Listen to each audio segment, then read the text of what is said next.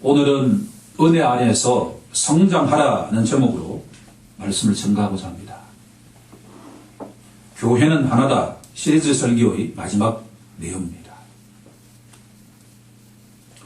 조금 전에 제가 말씀 올린 것처럼 오늘은 덕성교회 창립 2주년을 맞이하는 날입니다. 창립에서 지금까지 모든 것이 주님의 은혜라고 우리가 고백하지 않을 수가 없습니다.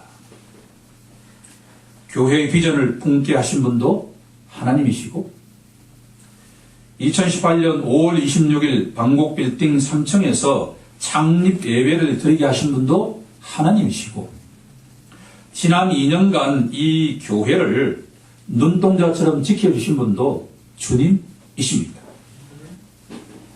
우리 이렇게 다시 한번 축하하면 좋겠습니다. 교회 창립 두도를 축하합니다. 주님 은혜입니다. 이렇게 인사하면 좋겠습니다. 교회 창립을 축하합니다. 모든 것이 주님 은혜입니다. 네, 감사합니다. 하나님께서 창립 2주년을 맞이하여 우리에게 주시는 말씀은 은혜 안에서 성장하라는 것입니다. 본문 7절을 보면 우리 각 사람에게 그리스도의 선물의 분량대로 은혜를 주셨다고 말씀하고 있습니다. 제가 보기에 성경 말씀 중에 가장 위대한 한 구절을 뽑으라고 한다면 7절 말씀입니다. 하나님께서 예수 그리스도를 통해서 우리 각 사람에게 선물을 주셨는데 적합한 분량대로 주셨다고 말씀하고 있습니다. 그런데 여기서 우리가 하나님께서 각자에게 주신 선물의 분량을 적합하게 과연 생각하고 있을까라고 질문을 던지지 않을 수가 없습니다. 제가 좋아하는 존 파이퍼 목사님이 교회에서 자주 인용하는 이야기입니다. 아프리카의 빈민촌에 사는 아이들을 향한 하나님의 선물은 플로리다 해변에서 여름 휴가를 멋지게 보내게 하는 것이 하나님의 생각인데 이 아이들은 동네 어귀에서 진흙파이를 만들면서 이것이 하나님의 선물이다라고 생각하고 있다라고 하는 겁니다. 이것이 혹시 우리가 생각하는 하나님의 선물의 분량이라고 생각하는 것이 아닐까라는 질문을 해보지 않을 수가 없습니다. 우리 영혼이 날마다 성장해야 하는 것은 우리가 하나님의 선물을 너무나 작게 평가하고 있는 것이 아닐까라는 질문을 던지지 않을 수가 없다라고 하는 겁니다. 시편 기자는 시편 81편 10절에서 이렇게 외치고 있습니다. 나는 너를 애굽 땅에서 인도하여 낸 여호와 하나님이니 내 입을 크게 열라 그리하면 내가 채우리라 라고 말씀하고 있습니다. 우리 모두 하나님의 선물을 지금보다도 더욱더 크게 더욱 넓게 생각하는 우리 모두가 되길 간절히 소망합니다. 본문 13절을 보면 사도 바울은 그리스도의 장성한 분량이 충만한 데까지 이르라고 권면하고 있습니다. 우리가 다 하나님의 아들을 믿고 아는 일에 하나가 되어서 온전한 사람을 이루어 그리스도의 장성한 분량이 충만한 데까지 이르라. 본문 15절에서 사도 바울은 오직 사랑 안에서 참된 것을 하여 범사에 그에게까지 자랄지라. 그는 머리니 곧 그리스도라. 하나님께서는 우리 각 성도가 범사에 교회의 머리 되신 예수 그리스도에게까지 성장할 것을 바라고 계십니다. 범사는 in everything, 모든 일에 해당된다라고 합니다. 본문의 세 구절 7절, 13절, 15절을 종합해보면 그리스도의 은혜 안에서 성장하라라고 하는 성경의 위대한 메시지가 도출이 됩니다.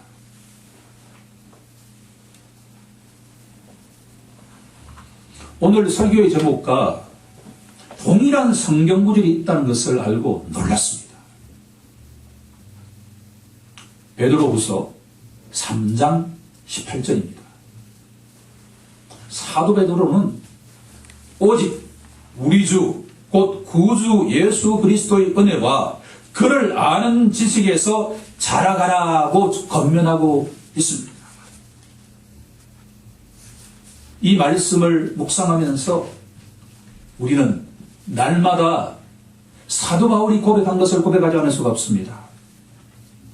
모든 성경은 하나님의 감동으로 된 것이다 라고 말입니다. 오늘 본문을 보아도 베드로후서 3장 18절을 보아도 일관되게 하나님께서 우리에게 요청하는 것은 너희는 현재 상태에 머물러 있어서는 안 된다라고 하는 겁니다. 날마다 일신세일신 성장하라라고 하는 것이 하나님의 일관된 메시지입니다. 우리 그렇게 되길 간절히 소망합니다. 하지만 여기서 한 가지 주의할 것이 있습니다. 우리가 성장이라고 할 때 이렇게 생각해서는 절대 안 된다라고 하는 겁니다. 한번 귀를 기울여 보십시오. 혹시 여러분들 생각에 하나님께서 우리가 날마다 성장해야 된다라고 할 때 혹시 우리가 더욱 하나님 앞에 의로워진다든가 우리가 하나님께 더욱 용서받게 된다든가 우리가 하나님과 더욱 화평하게 된다라고 생각하면 그것은 틀린 것입니다. 예수를 믿는 순간에 어떤 영혼도 완전한 제사함을 받는 것이고 하나님과 완전한 화평을 이루는 것이고 하나님 앞에서 완전한 의인으로 평가된다라고 하는 것입니다. 설령 예수님 말씀처럼 믿음이 겨자씨 하늘만큼 작은 자라 하더라도 그 신자는 제사함에서 성장할 필요가 없으며 하나님과의 화해에서 성장할 필요가 없으며 의로움에서 성장할 필요가 없다라고 하는 겁니다. 이 부분에서 조금도 흔들림이 있어서는 안 됩니다. 신자는 완전하게 제사함을 받은 자이고 하나님과 화평을 이룬 자이고 의인으로 언제든지 평가받는다라고 하는 것. 이것은 절대로 흔들려서는 안 된다라고 하는 겁니다. 그러면 본문이 말하는 기독교 신자가 은혜 안에서 성장한다는 것은 무엇을 의미할까? 너무나 중요하지 않습니까? 제가 6가지 정도로 한번 정리해 보았습니다. 전에는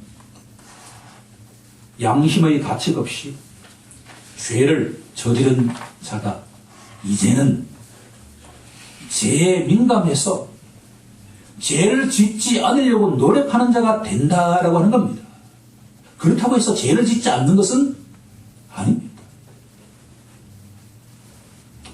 전에는 믿어지지 않던 것들이 이제는 믿어지기 시작한다라고 하는 겁니다. 성경에 있는 말씀이 사도들에게는 해당되지 나와는 관계가 없다고 생각되는 그 믿음이 어느 순간에 수동적으로 믿어지기 시작한다라고 하는 겁니다. 이것은 성장하고 있다는 징표입니다. 전에는 천국에 대한 소망이. 목사님 설교 말씀을 들을 때는 분명해졌다가 집에 돌아가면 천국이 있을까? 라고 생각했던 사람이 천국이 분명해지기 시작한다라고 하는 겁니다.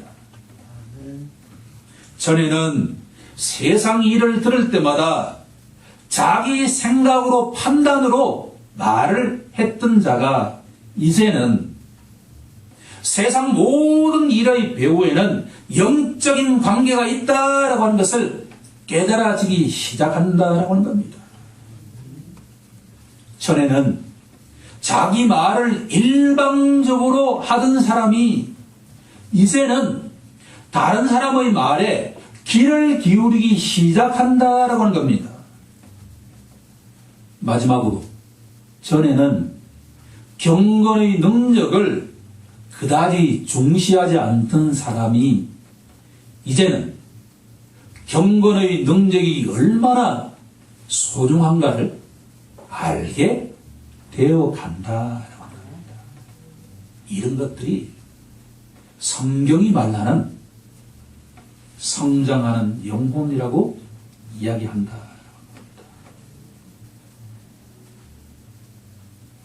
오늘 다루고자 하는 내용은 세 가지입니다.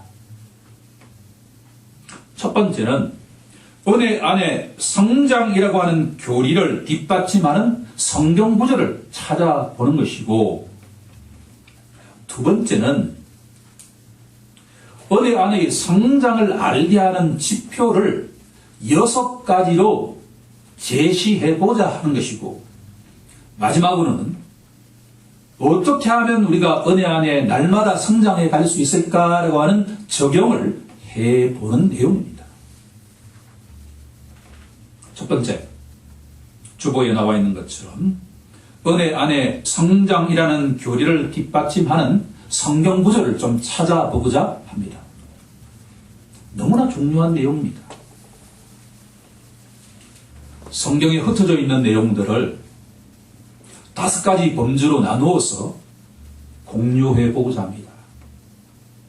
주보에 5개 성경 본문이 나와 있는데, 첫 번째는 믿음의 성장을 알려주는 성경 본문이 있습니다.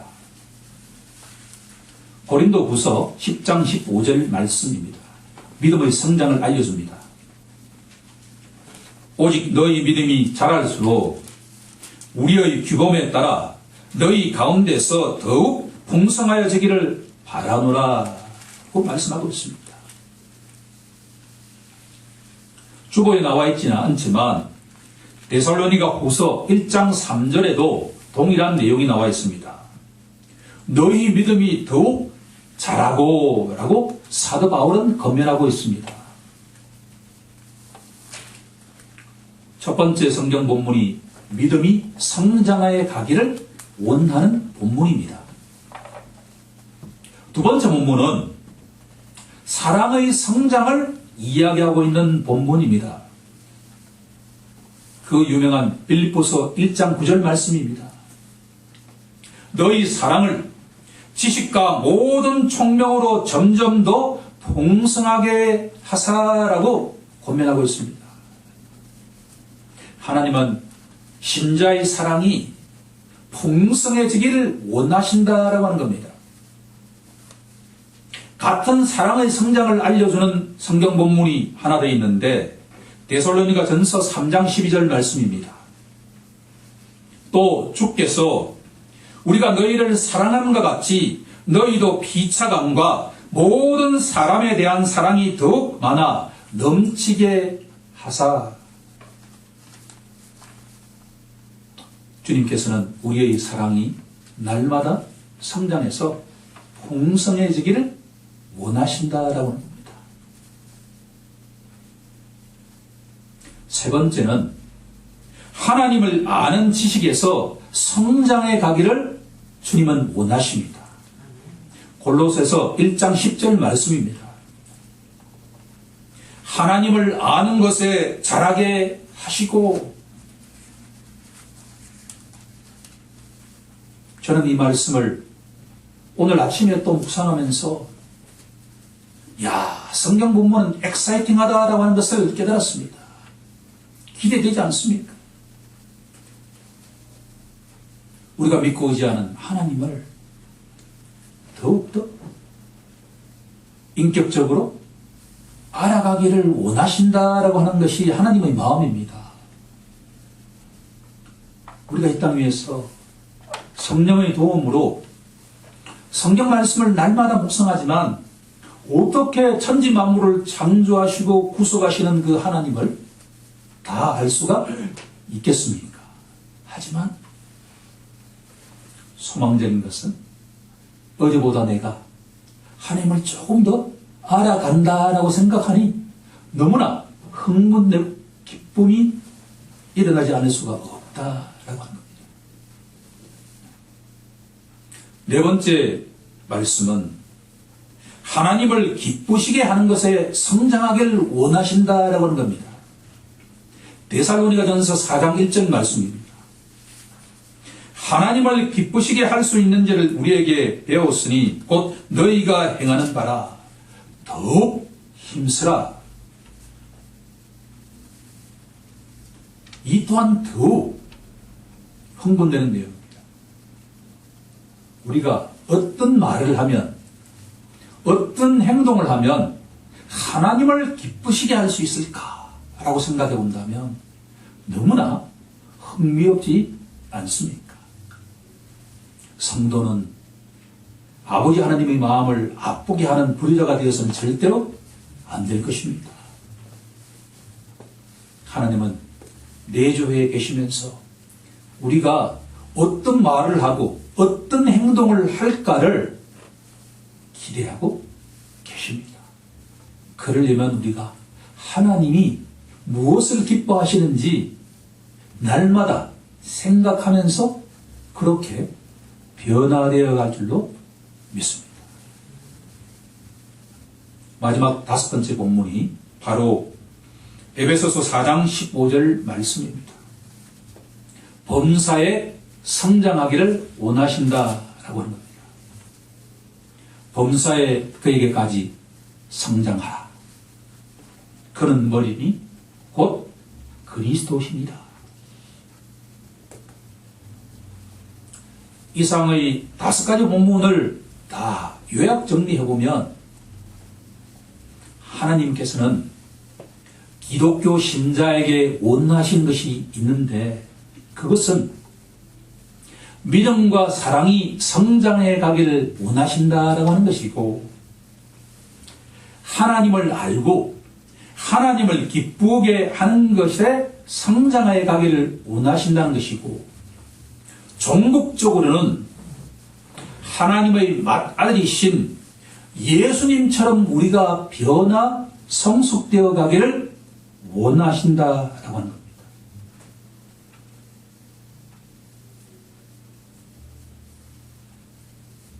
아이를 키워보면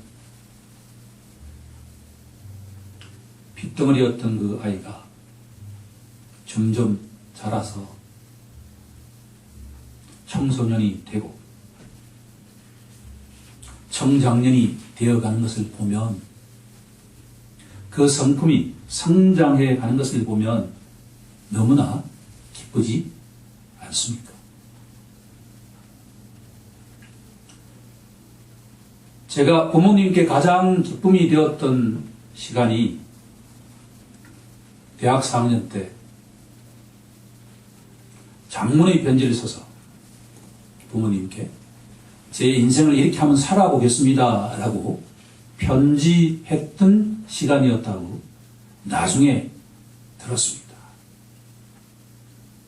부모 마음이 이렇다면 하늘 아버지께서 자기 백성들이 날마다 변화되고 성장해가고 성숙해가는 것을 본다면 너무나 기뻐하지 않겠습니다. 우리 그렇게 되길 간절히 소망해야 될 줄로 믿습니다. 이제 두 번째 주제, 오늘 본론으로 한번 넘어가 보도록 하겠습니다.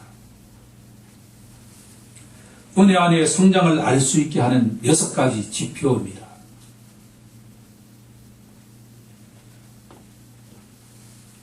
개인적으로 좋아하는 책 중에 거룩이라고 하는 책이 있습니다. 홀리니스라고 하는 이 책이 번역되어 있는데 수많은 사람들이 이 책으로부터 은혜 받았고 거룩한 삶을 살기로 결단하게 했던 책입니다. 이 책의 저자는 존 라일이라고 하는 영국 성공회 목사님입니다. 19세기 활동했던 분인데 이 목사님은 은혜 안의 성장을 알 수 있게 하는 지표에는 6가지가 있다라고 이야기하고 있습니다. 첫 번째 지표가 무엇인가? 어떤 성도가 은혜 안에서 성장하고 있는가를 알 수 있게 하는 첫 번째 지표는 겸손이라고 하는 지표입니다. 첫 갈로의 정답은 겸손입니다. 흥미롭게도 성장하는 영혼의 공통점은 시간이 지나면 지날수록 자신의 무가치함을 깨닫는 자라고 이야기하고 있습니다. 성장하는 영혼은 욥처럼 나는 비천하오니라고 고백하는 사람이라고 이야기합니다. 욥기 40장 4절을 보면 보소서 나는 비천하오니 무엇이라 주께 대답하리이까 손으로 내 입을 가릴 뿐이다 라고 고백하고 있습니다.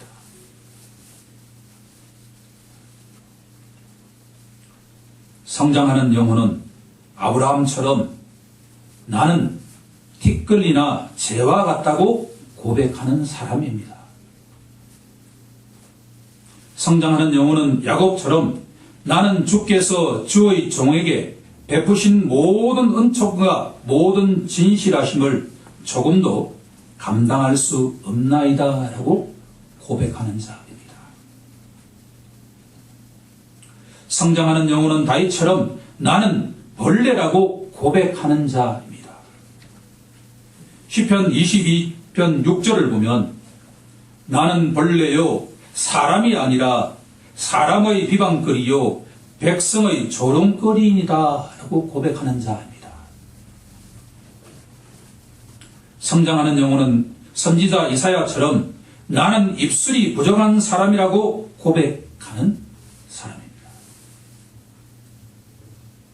성장하는 영혼은 사도 베드로처럼 주여 나는 죄인이로소이다 라고 고백하는 자입니다. 성장하는 영혼은 사도 바울처럼 다음과 같이 고백하는 자입니다. 내가 온전히 이루었다 함도 아니요 나는 사도라 칭함받기를 감당치 못하겠나이다. 모든 성도 중에 지극히 작은 자보다 더 작은 나입니다. 죄인 중에 내가 괴수입니다 라고 고백하는 자입니다.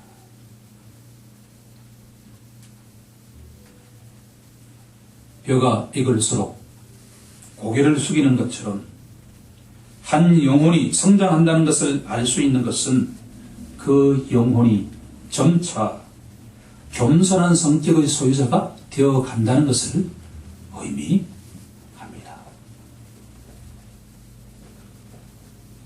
두 번째로 은혜 안에 성장을 알려주는 지표는 우리가 믿고 의지하는 예수님과의 관계가 더욱 깊어지고 있는가를 보면 알 수가 있습니다.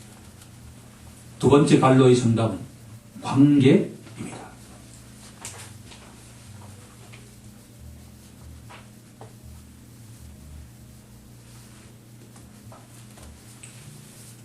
영혼이 성장하는 사람은 시간이 지날수록 예수 안에서 큰 위안을 찾는 사람입니다. 전에는 그저 입술로만 예수는 나의 구세주, 나의 주인이라고 고백했던 사람이 점차 예수는 나의 구속자입니다. 예수님은 나의 중보자입니다. 예수님은 나의 제사장입니다.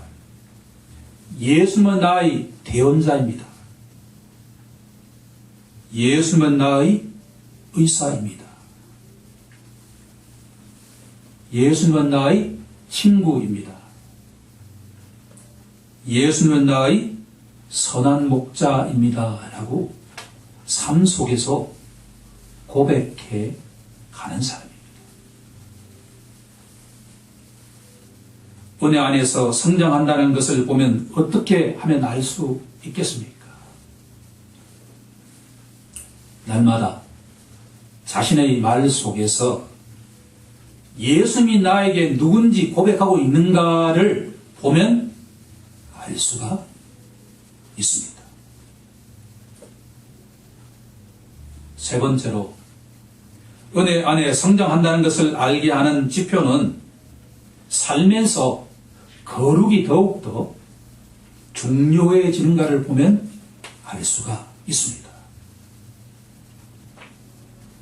영혼이 성장하는 사람의 공통점은 자기 기질과 은혜와 행동에 더욱 더 주의를 기울여가는 사람입니다.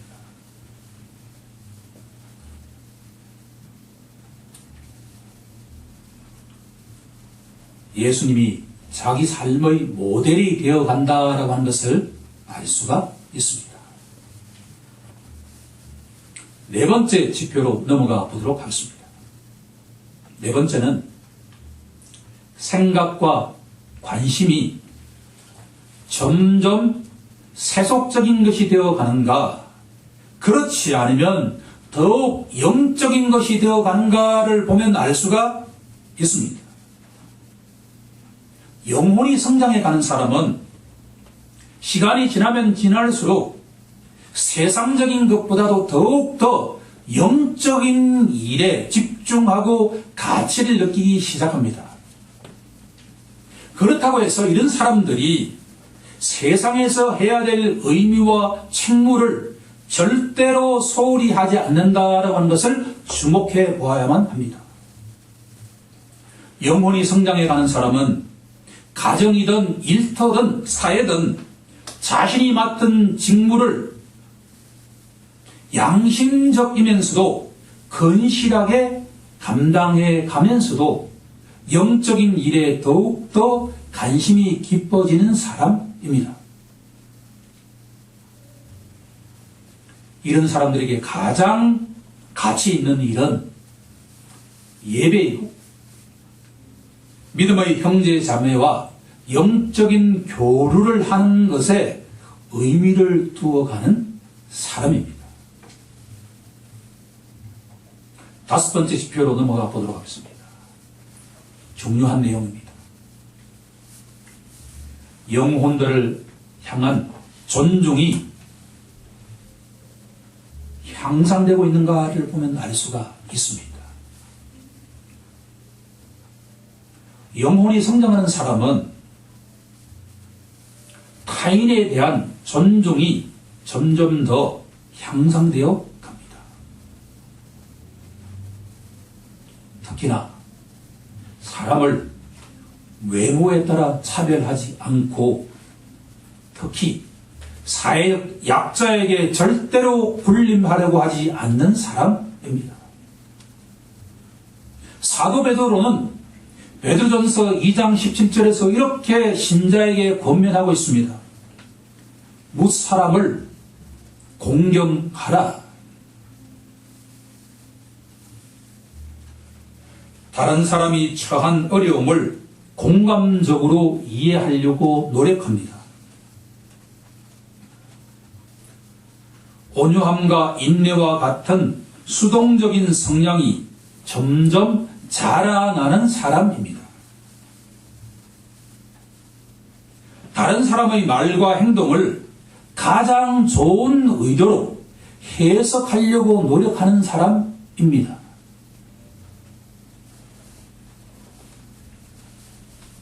만약에 우리가 다른 사람을 타박하고 트집 잡고 약점을 들춰내는데 점점 민감해 간다고 한다면 이는 주님의 은혜에서 떠나는 것은 물론이고 그 사람의 신앙이 뒤로 미끄러져 가고 있다라고 하는 것을 알려주는 지표일 수도 있습니다. 신자가 은혜 안에서 성장하고 있다라고 하는 것을 알게 하는 다섯 번째 지표는 다른 영혼을 존중해 가고 있는가, 이해하려고 하고 있는가, 그렇지 않으면 타인의 잘못을 찾는데 민감해지고 있는가를 보면 알 수가 있습니다. 마지막 여섯 번째 지표는 영혼 구원에 대한 열정이 식어지고 있는가, 타오르고 있는가를 보면 알 수가 있습니다. 흥미로운 사실은 교회가 아무리 성장해도 성도의 믿음이 아무리 굳건하고 성숙되어 있다 하더라도 교회 안에만 머물러 있으면 성교의 열정은 절대로 타오를 수가 없습니다. 아무런 자격 없는 우리 같은 영혼이 구원받았다고 한다면 우리는 빚진 자입니다.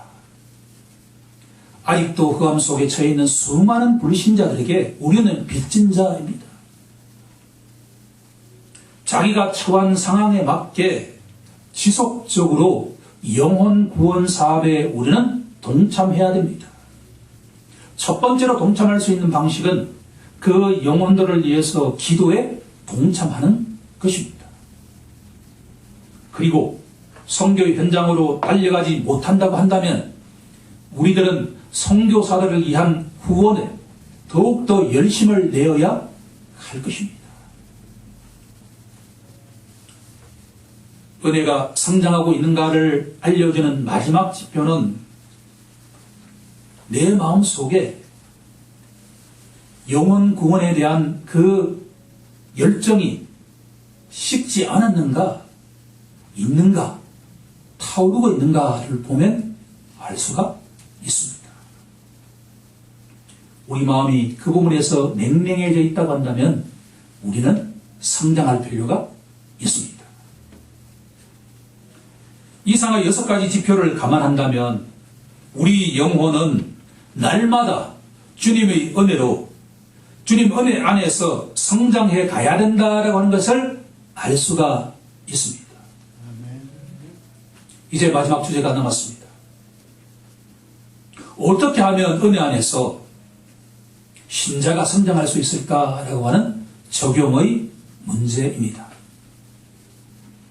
이것을 제시하면서 오늘 설교를 마치고자 합니다. 믿음의 선조들이 우리에게 그 성장의 비결은 의외로 단순하다라고 하는 것에 놀라지 않을 수가 없습니다. 두 가지입니다. 하나는 공적인 예배에 충실해야 된다라고 하는 것이고, 다른 하나는 개인적인 경건의 시간을 꾸준하게 가져야만 성장, 성숙, 발전해 간다라고 하는 겁니다. 우선 저는 공적 예배를 더 중시하지 않을 수가 없습니다. 예배를 통해서 은혜 받지 못한다고 한다면 하나님께서 나에게 주시는 선물의 분량을 절대로 알 수가 없습니다. 아프리카에 있는 그 오지에 있는 아이들이 진흙 파일을 만들면서 이것이 마치 하나님께서 나를 향한 선물의 분량이라고 생각하듯이 예배에 성공하지 못한 자들은 절대로 하나님께서 나를 향한 그 광대한 선물의 분량은 결코 알 수가 없다라고 하는 겁니다. 따라서 지금의 상태에 만족하지 않을 수가 없습니다.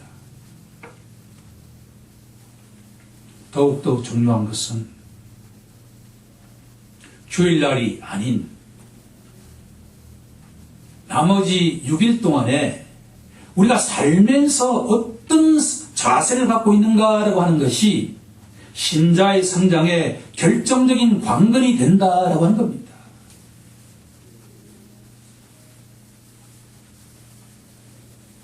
하느님 말씀 앞에 날마다 나아가고 기도한다는 것은 목회자에게도 너무나 어려운 일입니다. 우리가 그것을 분명하게 알 수 있는 것은 사도행전 6장에 가면 초대 교회가 급격하게 부흥해서 성도들이 너무나 많아졌습니다. 당시에는 사회보장 제도가 없었기 때문에 수많은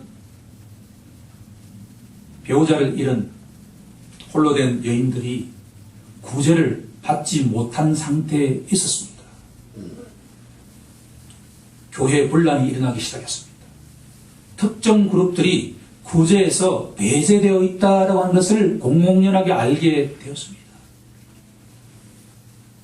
사도들이 성령이 충만한 7지사를 세워서 구제의 사역을 맡기는 대신에 자신들은 기도하는 일과 말씀에 집중하자라고 결론을 내립니다.